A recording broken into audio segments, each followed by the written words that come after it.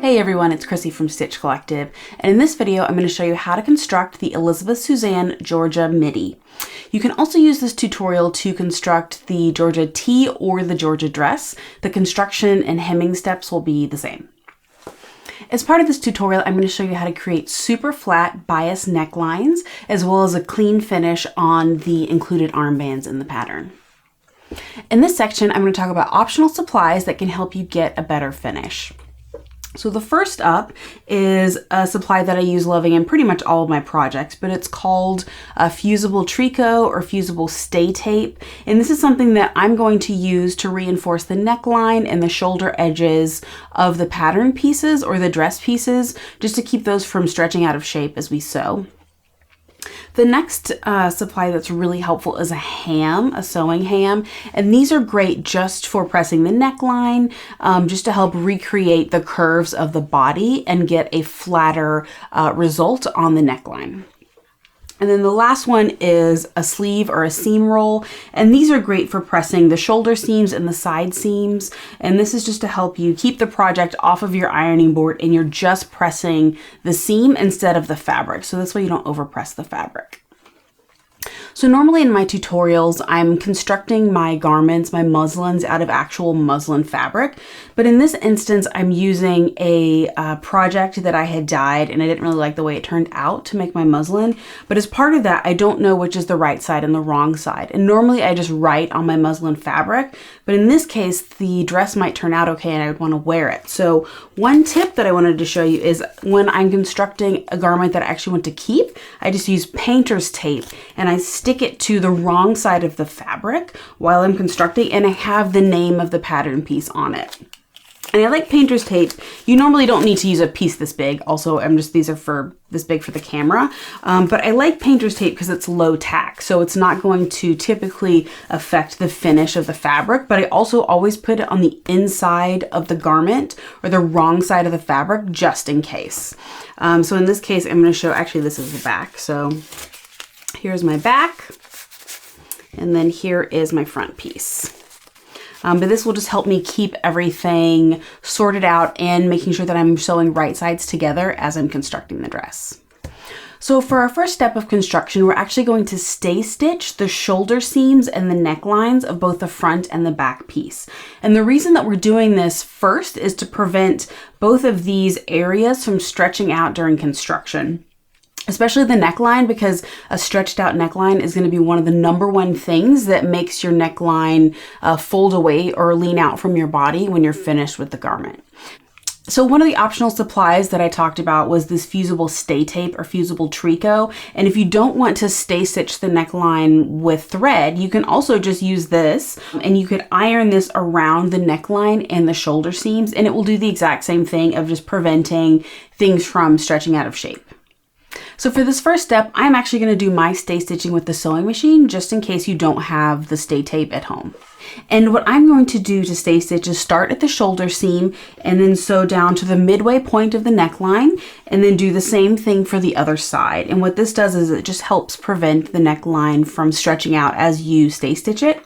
And I'm going to be sewing at about 1/8 of an inch because the seam allowance for the neckline is 1/4 of an inch. And then for the shoulder seams, I'm going to start at the neckline side and sew towards the armhole opening for both the front and the back pieces of the dress.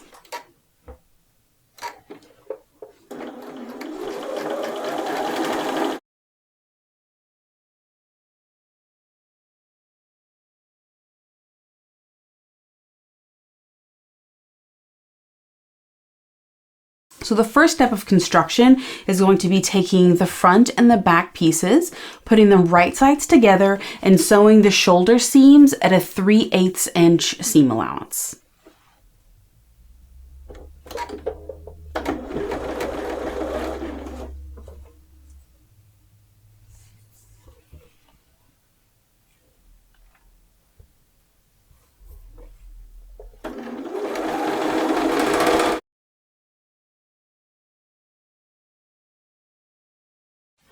Now that I've stitched both of the shoulder seams, I'm going to take them to my iron and press. And the way that I like to press, that I've covered in other videos, is that I like to press the seam open. And then for shoulder seams, I actually like to press the seams towards the front of the garment, which I know that normally the recommendation is to press it towards the back. But I just find that when you're looking at someone head on, then you can really see the bump of the shoulder seam, and pressing it towards the front just helps give it a bit of a smoother line. But you can press it whichever direction you prefer. So I'm going to press both open, and then I'm pressing mine towards the front. And then after that, I'm going to take this to my serger, and I'm going to serge both of the seams to finish the seams and prevent them from unraveling. If you don't have a serger at home, you can also zigzag close to or just over the edge of the fabric to prevent it from unraveling. Or if you have pinking shears, you could pink the edge. Whatever way you want to prevent the fabric from unraveling, you'll do that after you press. I have pressed open the seams and pressed them towards the front, and then I serged over the edges to prevent them from unraveling. And just as a note, I think neon pink serger thread matches everything, so I pretty much use it for all of my projects. All right, for our next step of construction, we're going to be going ahead and finishing the neckline. So I like to finish the neckline as early as I can in a garment, just to make it as reinforced as possible, because that's another thing that will help prevent it from stretching, because it's already finished before we go on to the rest of the construction steps. And then the other reason is typically when you're sewing, it's easier to keep the garment without the side seams sewn together for as long as possible, because when you can open it out flat to do different sewing steps, it typically makes it a little bit easier. Next, we're going to add the bias binding to the neckline. So one tip that I have is I've actually made my own bias binding, and I've ignored the pattern piece for everything except for the width. So I've made this much longer than the neckline opening. And the reason that I've done that is it just makes it easier for me to sew it in, because I don't close the bias binding into a loop before I sew it into the neckline. I keep it open. And that's one of my biggest tips in terms of getting flat bias binding, is to not necessarily use the pattern piece length for the binding if it's included in a pattern, just because that allows you to stretch things to fit or fiddle around with it so that you can get it to fit as nicely as possible when you're sewing it in, without having to worry about the length of it fitting into the circumference of the neckline. So to sew the bias into the neckline, you're going to want to make sure to place it right sides together. And I'm telling you that because in my instance, I've actually had to piece my bias binding, so there's a seam in it. So when I'm laying it into the neckline, I'll want to make sure that the seam side is against the right side of the fabric, so that when we flip it over and into the inside of the garment, the right side of the seam is showing on the inside of the garment. So to actually sew this in, I'm going to take the bias binding and I'm going to place it right sides together with the front of the garment or the dress. And since I like to start and stop at the side seam, I'm going to go ahead and lay my bias binding against the side seam. And I've cut this way longer than the neckline opening, so I can give myself a lot of wiggle room here. So I'm going to lay this against the neckline seam, and then I'm actually going to start sewing with 1/4 inch seam allowance, about 1 inch away from where I want eventually to finish the seam. So I'm going to start, here's my shoulder seam, and then I'm going to actually start sewing here about 1 inch away with 1/4 inch seam allowance all the way around the neckline until I get about 1 inch away on the other side, and then I'm going to stop. So when I start sewing my binding in, again, I'm using 1/4 inch seam allowance, but I also like to slightly stretch the binding as I'm sewing it in just a tiny bit, just to put it under tension as it goes under the needle.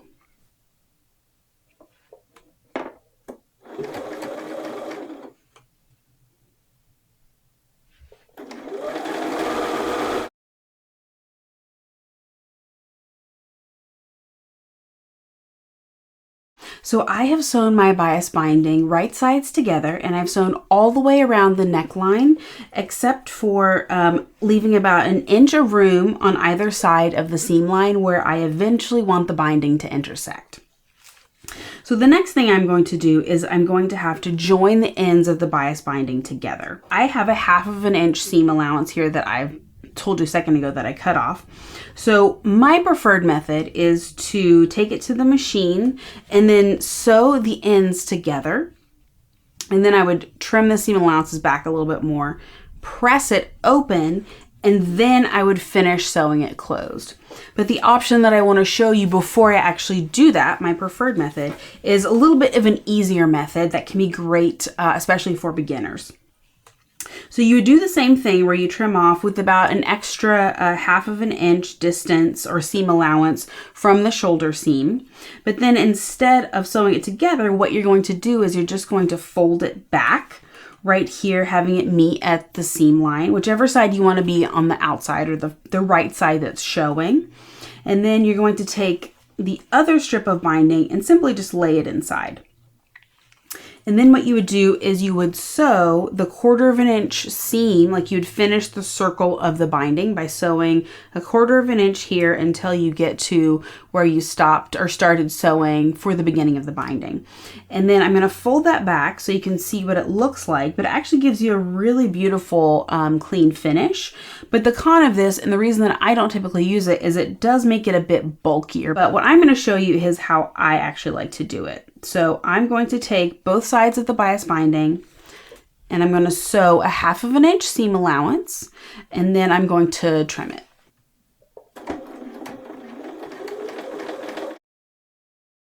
So I have sewn my 1/2 inch seam allowance, and then what I'm going to do is I'm actually going to trim this down to about a 1/4 inch, and then I'm going to take this to my iron and press. But before I go, I'll actually show you why I like this method, is because number one, it'll match up with the seam line, and then it's going to be low bulk once I press this open. All right, I'm back from my iron, and I have pressed the binding seam that I just sewed open, and I trimmed the seam allowances to reduce bulk. And now I'm just going to finish sewing this closed into the neckline. So starting from where I stopped at the inch before the seam line to the inch after the seam line where I started originally sewing the binding.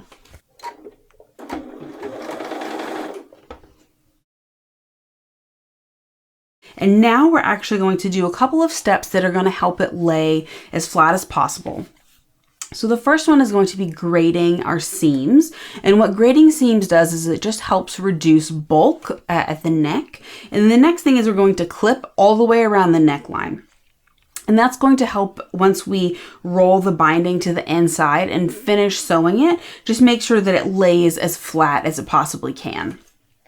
So to grade the seams, we're going to just trim the bias binding seam allowance, so this one right here, in half all the way around the neckline.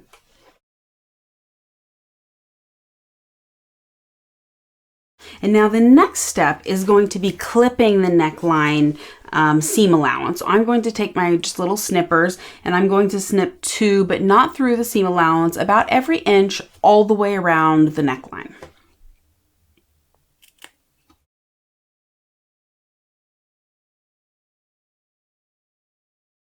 And now the next step is going to be pressing the bias binding up and away from the right side of the fabric, and then also the seam allowance up and away. So here I can show you on this side so it's a little bit easier to see.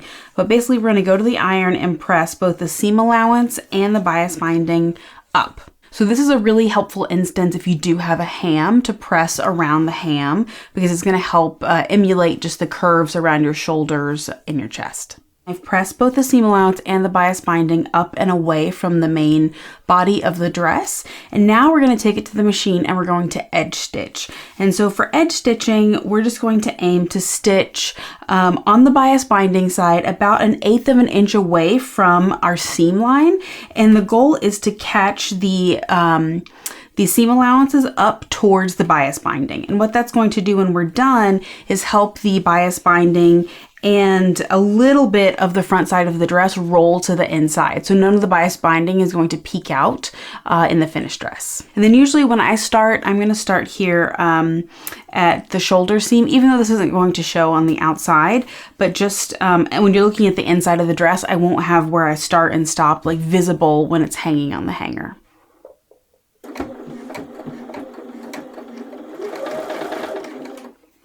And when I'm edge stitching, I like to pull the bias binding in the body of the dress just ever so slightly with the tips of my fingers, just to help it be as flat as possible right before it goes under the needle.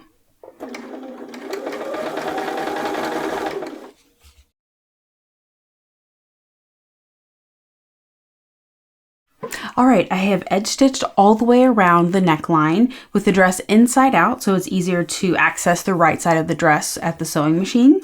And the next thing we're going to do is we're going to take it to the iron and press. So I'm gently going to touch the iron all the way around the neckline, and then I'm going to fold the bias binding over 1/4 of an inch and press. So I'm back from my iron, and I have pressed 1/4 of an inch down on the bias binding towards the inside of the dress, and then I folded it down one more time to essentially create the bias facing with the bias binding, and then I pressed around the neckline one more time. And again, this is a place where it's really helpful if you have the ham. But another thing, if you don't have a ham, since we haven't sewn the side seams yet, the other thing that you can do is just lay it out, open it up and lay it out flat on your ironing board, and then just press it as a circle, and that will help it lay a little bit flatter as well.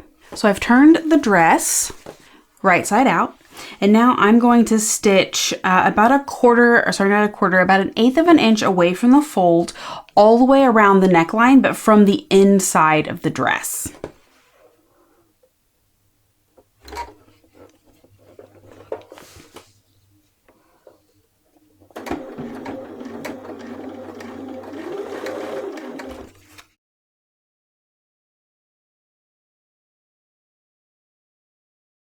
Okay, so we finished sewing around the neckline, and the neckline is finished now. Our next step is going to be sewing both of the side seams.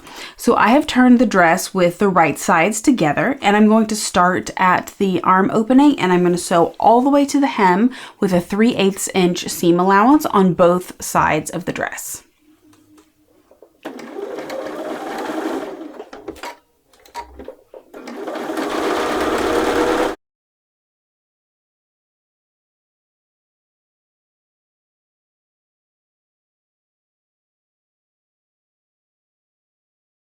I've sewn both of my side seams, and now I'm going to go to my iron and I'm going to press both of the seams open all the way down each seam, and then I'm going to press them towards the back of each side of the dress. I pressed both of the seam allowances open and towards the back, and then I went to my serger to finish my seams. So at home, if you don't have a serger, you can use your sewing machine and zigzag over the raw edges or pink them, however you want to finish them to prevent them from unraveling. You'll do that now. And also, while I was at my iron, I went ahead and did one final press around the neckline while I was pressing my side seams. Our next step is going to be sewing both of the armbands. So you're going to take both of your armband pieces, you're going to fold them in half lengthwise with the right sides together, and then you're going to do this to both of them, and then you're going to sew this seam right here with a 3/8 inch seam allowance for each.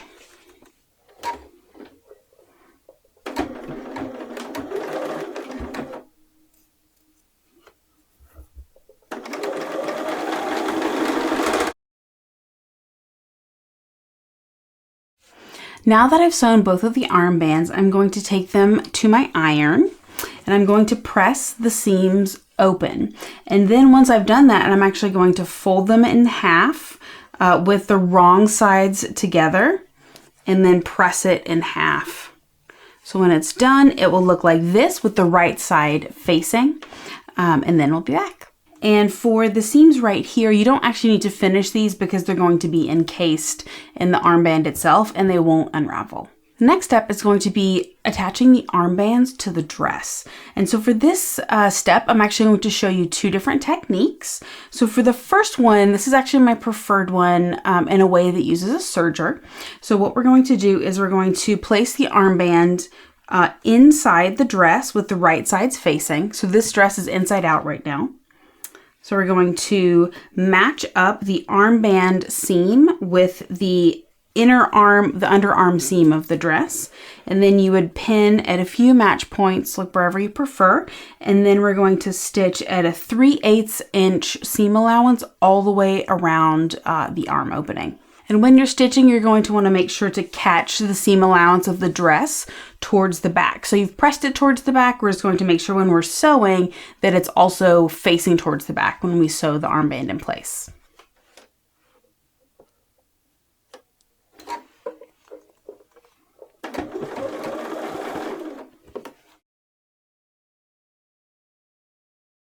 So I've sewn all the way around the armhole with a 3/8 inch seam allowance. And now I'm going to take this to my iron and I'm going to press. And so I'm going to press this up towards, facing towards the body of the dress, all the way around the armhole. And then the next step is going to be serging this seam all the way around, and then we'll be back. So I'm back from my iron and my serger. So I've serged all the way around this seam, and then I pressed everything towards the body of the dress. And now for the last step, I'm just going to top stitch with the dress inside out at 1/4 of an inch away from the seam line all the way around.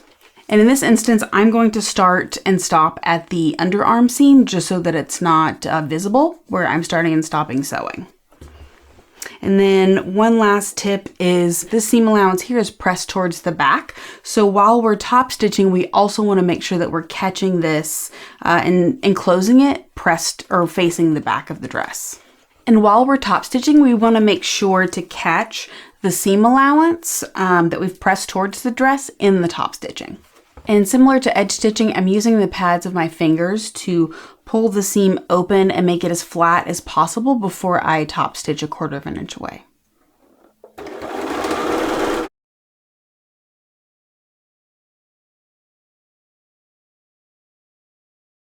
So now that we've top stitched this completes the armband steps where we're serging.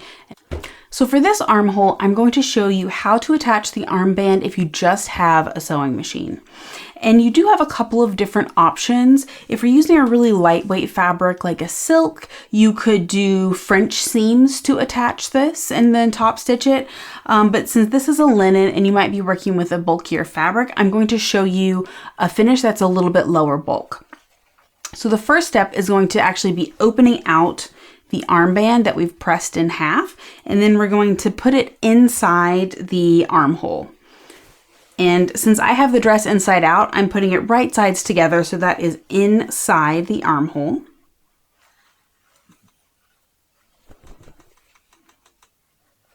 And then I'm matching up the seam of the armband with the underarm seam of the dress, and again, right sides together. And then I'm just going to take this to my sewing machine and I'm going to sew all the way around the armhole with a 3/8 inch seam allowance once I have it matched up.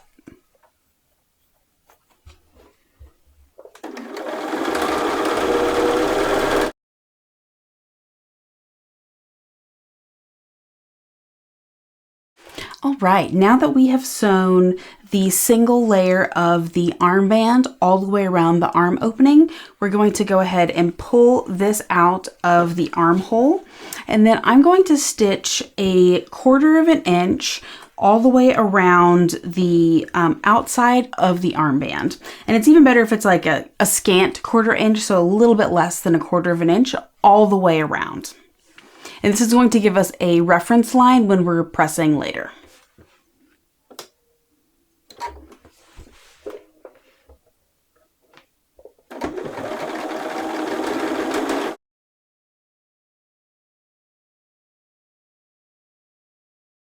All right, now that I've stitched the reference line, I'm going to take this to my iron and press, and I'm going to press the seam allowance towards the armband, and then where I stitched the reference line, I'm going to press that towards the wrong side of the armband all the way around. Again, what I've done is I've pressed the seam allowance towards the armband.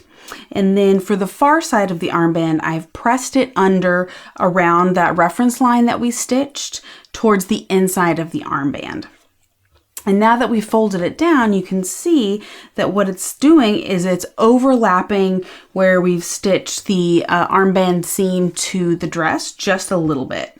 And what that's going to allow us to do is now from the right side of the dress, we can stitch in the ditch, is what it's called, all the way around the armhole, and it will catch it will just catch this edge right here, and it will give us a really clean finish. The other alternative, if you don't want to sew it by machine, is you could actually just hand sew this down with like a slip stitch, or whatever your personally preferred stitch is. But if you want to sew it by machine, a really helpful foot to use is what's called an edge stitching foot or a stitch in the ditch foot, and it has a blade that you can put in the seam that will help keep your stitching straight and in the ditch of the seam. And that's actually the foot I'm going to use for this.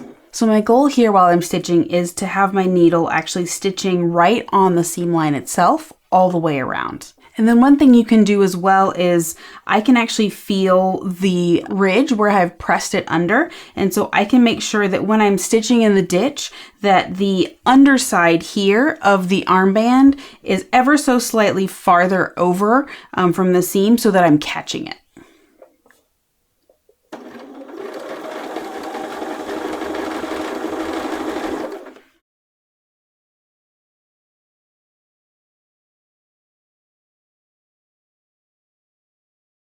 And what you can see here is that when we're stitching in the ditch, we're actually catching the underside of the armband, and it's enclosed the seam so that they won't unravel, and it's lower bulk than a French seam. But if you prefer making a French seam, again, you can completely use that on the armbands here. But if you have a thicker fabric, it might just be a little bit too bulky. And for the armband, just the last step for this is just to give it one last press with your iron. So we're on our last step of the dress, and that is actually sewing in the hem. So the hem has a 3/4 inch hem depth. So what I'm actually going to do is similar to the reference line we stitched on the armband to help us press more easily. I'm going to stitch the reference lines for the hem to just help it be really quick when I'm at my iron. So the first reference line I'm stitching is going to be 1/4 inch, and then I'm going to stitch the 3/4 inch reference line. So stitching the two reference lines makes it really quick at the iron because I can just press around the stitches once at the 1/4 inch and then press around again at the 3/4 inch to form my hem. One thing that you can do if you want to remove these stitches is you can lengthen your stitch length and loosen your top tension a setting or two. I'm planning on leaving the stitches in because no one's going to see them, but these could be easily removable if you wanted to. Oh, and one note just for the video is this is my fitting muslin, so I didn't actually finish the bottom of my side seams because I'm probably gonna have to go back and adjust those later. So that's why you're seeing them unfinished here, but at home you would have finished this both of the side seams.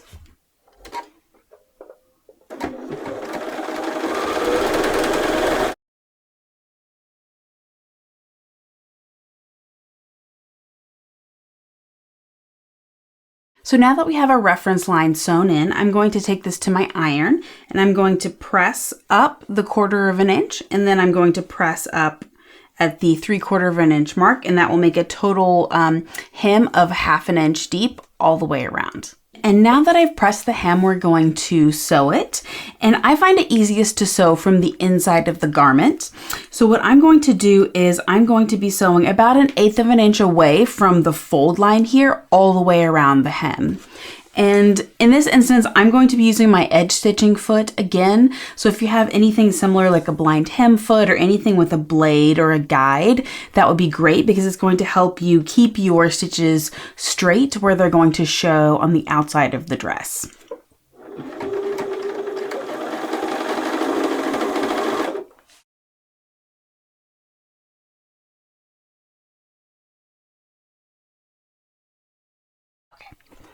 We finished sewing the hem, and so to complete the dress, you're just going to give it one last press. If you are interested in other Elizabeth Suzann tutorials, I do have other videos on my channel if you'd like to check them out. And if you do end up making this dress, I'd love to see it, so feel free to tag me on Instagram. While you're constructing it, if you have questions, feel free to add them in the comments below, and I'll get back to you as soon as I can. Thanks, you guys, and happy sewing.